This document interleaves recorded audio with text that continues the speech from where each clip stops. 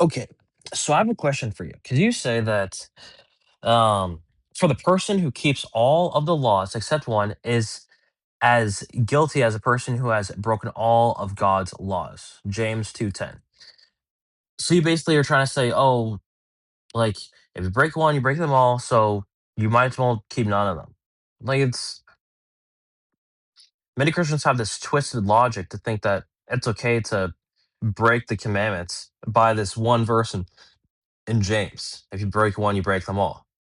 So just don't break them. Right? Why do you think that Yeshua, the Messiah, gives us an advocate with the Father if it's just okay to break the commandments? Right? If just gonna break all the commandments all the time. The advocate with the Father is for those times of stumbling, right? When you make a mistake. Maybe you accidentally look at a woman with lust for like a millisecond. But it doesn't mean that you're going and having sex with a bunch of other women besides your wife. It doesn't mean that you're doing these pagan holidays like Christmas and Easter. It doesn't mean like you're willfully breaking the Sabbath on Saturday. But the Christians, they willfully do these things.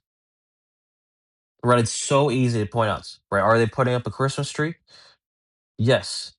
Are they going to Sundays, going to Sunday instead of Saturday worship? Yes. Are they wearing a cross around their neck as an idol? Yes. All these things they do willfully breaking the Ten Commandments. And again, the Sabbath. I don't know how all you people use this verse. The Sabbath was made for man, not man for Sabbath. God gave you the Sabbath. It was a blessing so that you don't have to work on it one day out of the week. And now you're throwing away that blessing so you can work all the time, just be a workaholic and never think about God at all. He gave you one day so that you can use that day to worship Him and glorify Him and read His Word and gather with other people, right? This is why Hebrews 10 tells you to not forsake the assembling of yourselves as some do.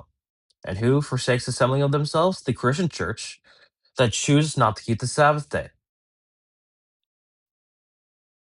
The Sabbath is a blessing, and you want to reject God's blessing? Right? The Ten Commandments, it was a blessing to Israel that they were going to be this holy nation. And Yeshua allows you to be grafted into Israel if you keep those covenants of promise, right? The Ten Commandments and then eating clean. And you want to forsake that promise, right? The same promise that was made to Abraham, whose children you are if you keep the covenant.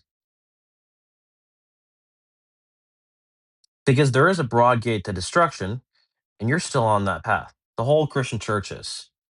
The only way that you get on that narrow path is by keeping the commandments.